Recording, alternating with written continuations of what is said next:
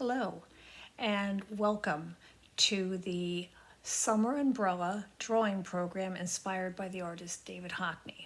My name is Doris Benter from Library Arts, and I'm really happy that I'll be able to walk you through this really fun summer-themed drawing inspired by a well-known British artist. So let's take a look at our inspiration. Our inspiration today is this beautiful painting of an isolated sun umbrella on the beach with these beautiful curves of waving sand and this gorgeous dark shadow cast by the umbrella onto the sand. I'm going to walk you through a drawing where you're going to create something very similar. You're going to have your umbrella, you're going to have that gorgeous shadow on the sand, and use oil pastels to color in the background. So for today, what you're going to need is a sheet of copy paper. You're going to need a pencil. You're going to need some permanent markers, blacks, colors that you see on the umbrella, and it would be really wonderful if you had oil pastels. Oil pastels, crayons could be used, oil pastels are better, but we're going to use those to blend the colors of the sand. So get your materials together, let's get started, and I can't wait to walk you through creating a David Hockney inspired summer beach umbrella. See you in a minute. Well, today we're going to do a drawing of our own umbrella with that shadow line as David Hockney created on the beach with the water in the distance. So I want to make sure your paper is just a regular sheet of copy paper, and that is vertical, going straight up and down. This is also called the portrait way of looking at a picture. So let's do it in portrait style. So we're going to put our paper here. You're going to need a pencil, an eraser just in case, and let's get started on our drawing.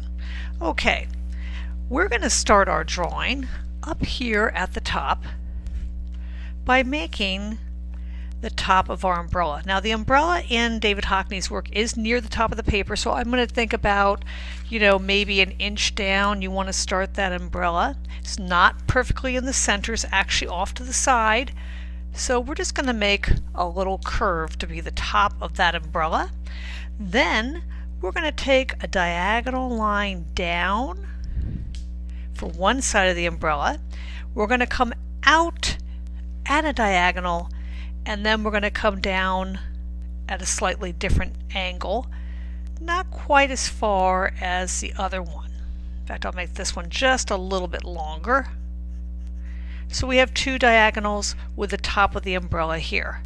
Now we're going to make that umbrella come in a little bit because the fabric is sort of folded. So we're going to create that fold by bringing a line with a little bit of a curve, go a little in further, and stop. Almost looks like a skinny horse head right now, right? Now we're going to go back to the top here, and we're going to bring sort of a slightly wavy diagonal down. It's going to touch that line that we just stopped at. It's going to then take a diagonal dive downwards, and then it's going to angle up, and a lot of diagonals in this picture, right back up to this line right here. That is the basic shape of your umbrella right now. We're going to add a few stripes in here. So again, I'm just going to fix the top of that. I'm going to add a little stripe coming out over here. This is one part of the umbrella where that fold is hiding. I'm going to add another stripe coming down here, sort of like with that wave again. And then I'm going to add another line echoing the first one to make a stripe. Then I'm going to make another line. This is going to be a little bit straighter. That's going to be a stripe. A little skinny line. We're going to echo that line right there. So you see how we're creating these stripes in our umbrella. And finally, we're going to have one more skinny line that makes the last stripe right there. That is our umbrella. Now we're going to come down with a straight line to make the umbrella pole. And we're going to copy that line, echoing it, going down, down, down, a little further down, I think, than I had. Right there. Now you know how it is. Usually the umbrella is stuck in the sand, so I'm just going to put a line right there. Now we're going to use yet another diagonal to show where that water line is coming behind the umbrella. So we're going to start up here. We're going to angle that line downwards, stop at the umbrella because the water is being covered up visually by the umbrella, and then we're going to start coming down here. So again, we have this nice diagonal showing our water and our sand, and there's a little bit of a ridge here, a little edge of darker sand. So we're going to make a bumpy line right there, and we're going to take it all the way over here to the edge, and we're going to stop right there. That's all we're going to do for this part of the umbrella. Now we're going to move on to actually drawing the shadow. And if you remember, the shadow, once again with a diagonal, is going off because the sunlight is coming in from the side here, hitting the umbrella and casting a shadow over here on the sand. So we're going to start our shadow. It's going to come at the very bottom of the pole. It's going to be a bumpy kind of a shadow, straight, another bump. Do you know why there are bumps? Because the shadow is going over the sand. So there is one part of the shadow. Now we're just going to echo that shape. Up, down, and up and down, and there. Okay? Now, we're going to start at the top of the umbrella again. It's going to be a shorter umbrella. It's not going to be as tall as this. And I wonder if you remember what they said about different times of day, the shadows will change in size, shape, and so this time of day the shadow is much smaller and shorter than it would be a different time of day. So that's just, again, where the sun is in the sky and how it is hitting the umbrella is affecting how we see it. We're going to come up here and to a point, and there is our shadow. So you have your water, your umbrella, the top of your sand line right here, your shadow, and the sand. Now, next time we're going to add color. So this is the original painting, and we're going to try to use similar colors to the ones David Hockney used. We're going to first do our umbrella using marker and our umbrella stand and shadow. Then we'll switch to crayon and or oil pastels for the background. Okay, so let's start with the umbrella. So as I said, you're going to need markers. If you have markers at home, they don't have to be Sharpies, that will be fine. And then if you have either oil pastels or crayons, those would be great for doing the background. So let's get started. So some of the colors I see in David Hockney's umbrella, he definitely has green. So this is sort of a light green. I'm going to need a darker green. So I'm going to look through my markers to see if I can find a darker green. Oh, here's one. Okay, a darker green. And we can compare greens to see which one makes the most sense. And I think the one in the middle looks the best. We're going to need a black. It looks like we're going to need a red or a reddish orange color. So I have a couple oranges here and I have a red. What do you think? We might even be able to overlap them to get that red-orange look.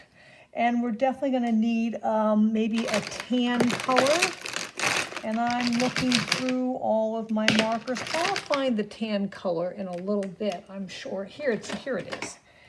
And those are pretty much the colors. You notice we have three that are warm, one that is cool, and black, which can be kind of a neutral. And then of course there's white at the top. So let's start. I'm going to put my picture aside. And if you have these colors, green, orange, tan, red, black, you'll be set to go. Now you're free to also change it up if you'd rather. That's okay with me. So I'm going to put some orange onto my paper here first. And I'm going to, this one has a better tip on it, start at this side of the umbrella, and I'm going to color in the stripe. And notice that my marks are going up and down in a vertical pattern, just like the fabric. And the pattern is up and down. It's not side to side, so why would I go this way, right? So I'm going to follow the pattern with the way I put my marks into the stripes, and I'm just trying to stay within the shapes that I see. Now, as I said, the color is kind of a red-orange, so I might put some red on top of the orange to make it more of a red-orange. It's okay to overlap colors, just like you do with the oil pastels sometimes.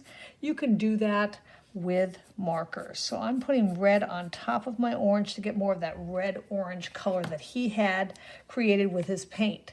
Next comes a yellow. I forgot to mention yellow before, but you're going to need a yellow. And it's almost like, in some areas, a little bit of a yellow-orange. So I may actually put a little orange, like I did the red on top of my orange. I may put a little orange on top of my yellow to create that shadowy yellow within the bright yellow. And there's some yellow over here, also in this shape. So I'm putting some yellow in there. Now I actually see, and I'm going to show you, in Hockney's work right here, you're going to notice the shadow right here within, and that's done with paint. But I'm going to notice my yellow is different. I'm going to add some orange on top of that to get that shadowy look. So I'm going to take my orange marker, and this is going to just come in on top of the yellow all the way up to that corner, and then come down all the way over here, and not quite all the way. And there's a little bit over here too. So I'm just putting that yellow and that orange in there. And then you know what I'm going to do? I'm going to go over it with yellow again, so I can kind of blend it even a bit more. There. That kind of does a good job, I think, of capturing the shadowy look that he created using the paint here. Now next, you see we're going to have it could be a dark navy blue stripe, but I think it's a black. So I'm going to use a black marker for my next stripe here, starting skinny. This black is not working that great for me, so I'm going to look for another one. Always good to have a couple more markers in the color that you need, just in case one is drying out. You know how that is in the art room. You're using one color and it kind of starts drying up. Just choose another marker just like it in the same color, and you can keep going. So I'm going to do that little stripe there. It actually creates a nice contrast against that yellow. Next comes that really beautiful, vibrant green. So we're going to use the green next. And you'll notice at the, this is not a green. That's a green with a, that's a yellow with a green cap. Does that ever happen to you? Okay, here's some green for the next stripe. And you're going to notice I was just looking the way we added that orange over the yellow. The green is a little bit like that too, and there's a little bit of a shadowiness on top of the green. So I'm going to take either a blue or another dark color to add that little shadowy finish on top of the green in a minute. I'll go here, fill that shape in. Like that.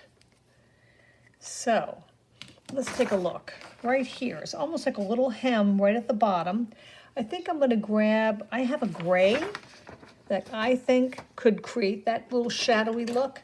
So I'm taking my gray marker and I'm just going to, oh, perfect. Look at that. Just adds a little darkness at the bottom here without changing the color too much. And it actually comes up and makes a little bit of a shadow here. Okay, next we're going to go back to the black. for that next really skinny stripe next to the green here. Very nice. Again, creating a little pop of contrast. And then we're going to bring in that really nice tawny tan. And once again, at the bottom of the tan, you're going to notice there is a little shadow at the bottom, which I will show you in just a minute of, do you see that? Right there? So here's the tan. And there's a little bit of shadow. I think I'm going to try the gray on that again to create that shadowy hem. Yep, perfect. Just the right color to create that shadow on the bottom. And now we go back to black for the last stripe.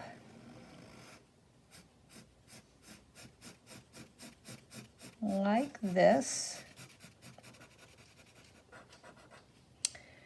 Whoops. Come down here, just widen that a little bit. Okay, and there you have your umbrella. I'm just going to outline this for the top, okay? And the color of the stick here is going to be that tawny pale brown, but I wanted to show you quickly. I'm actually going to look for a nice dark blue. Blue is a color that artists often use to show shadows. So I'm going to outline my wiggly umbrella shape here.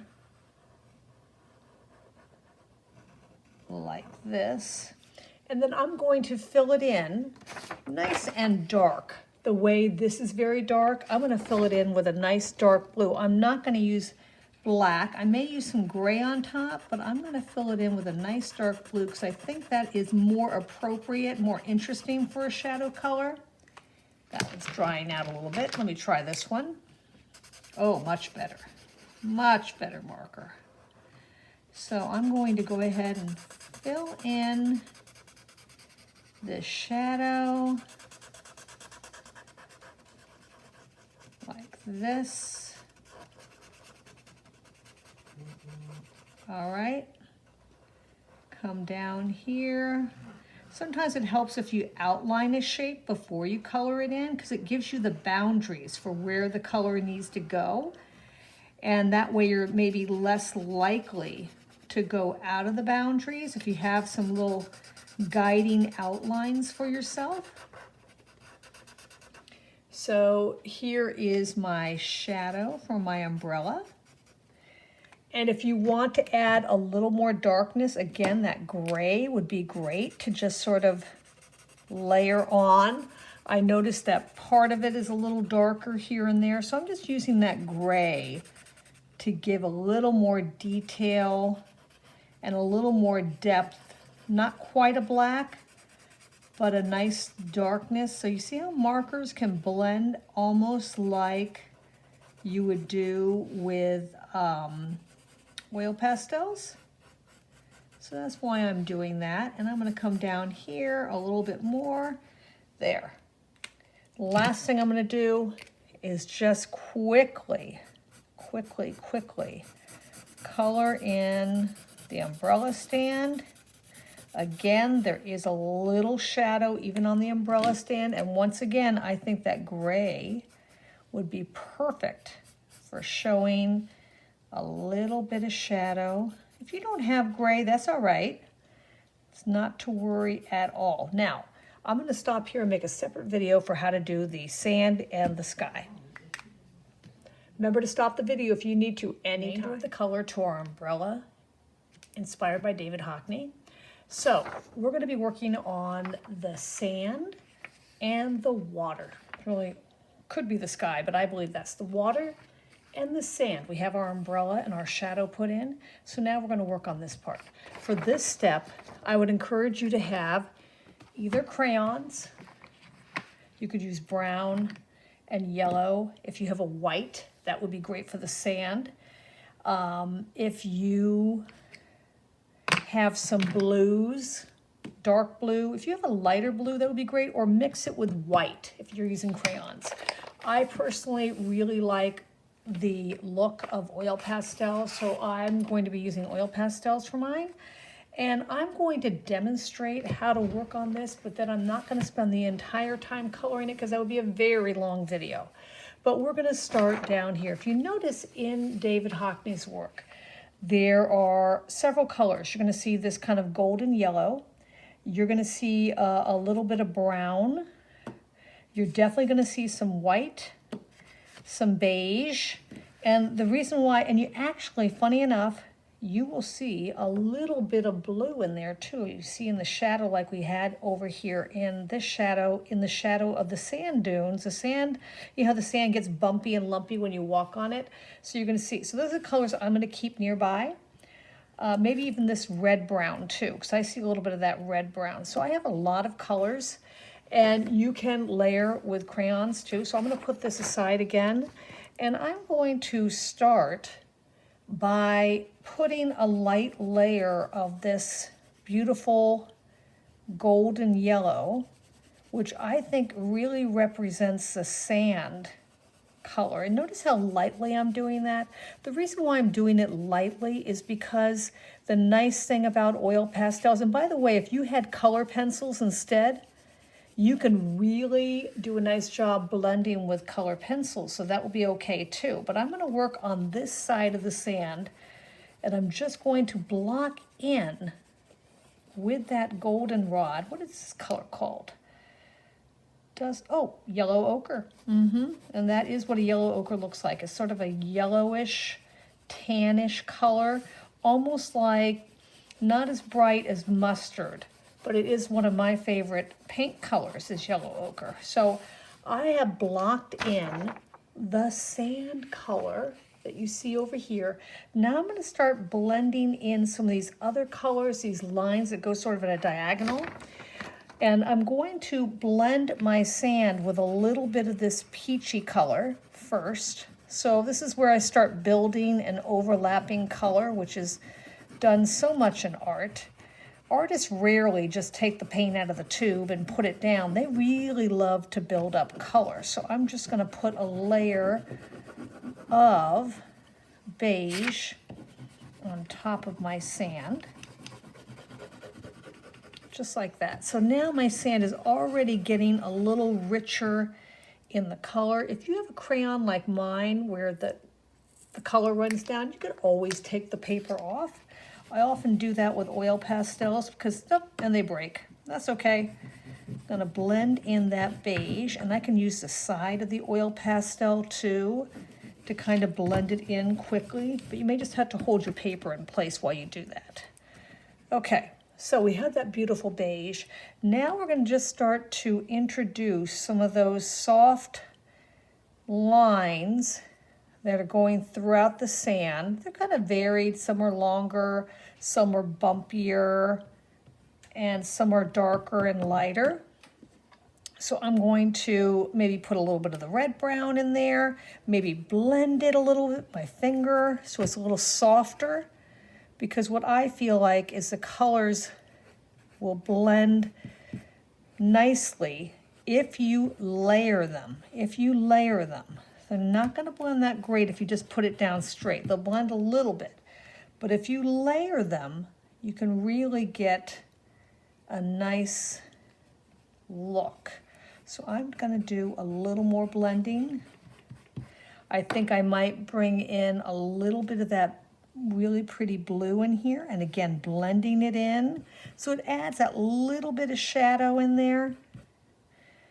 Don't be afraid to go off the page, because artists often do that. It's really not always fun to stay on the page. So go ahead and take those lines right off the page.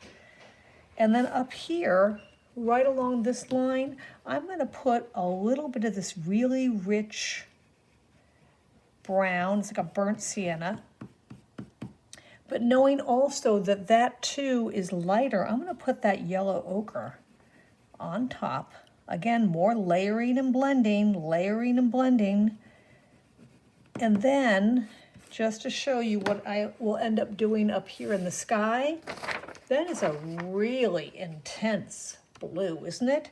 It's sort of like this blue, maybe even with a little bit of light blue, dark blue. I mean, I might just blend 3 blues together, so I'm gonna have those nearby. And I'm just gonna, again, block some of that color in, really. Or I might just use this one blue. We're gonna see how I do. Going carefully around my umbrella. Really beautiful blue here. I think I'm just gonna put a little bit of the darker blue in, not too much. And I'm going to continue this picture off camera. But you see what I'm doing? I'm really pressing firmly on the crayon, building up. And again, if you use your finger to blend layered colors, not just putting one color down, but really layering it, you can get that beautiful effect that Hockney gets with his painting. Okay, so I'm gonna let you continue to work on yours. I'll come back and show you my finished work afterwards, and then you can continue on yours. Have fun, enjoy using the crayons, oil pastels, oint.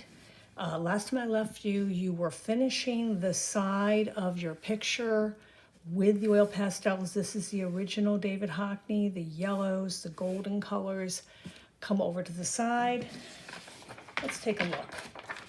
So in the umbrella shadow, we have the little bit of oil pastel with a little marker I kind of scraped over the top. The same kind of tan colors we use for the sand over here with the blurring of the layered dark shadows were added on top. And of course, a deep, dark, bright blue for the ocean in the distance.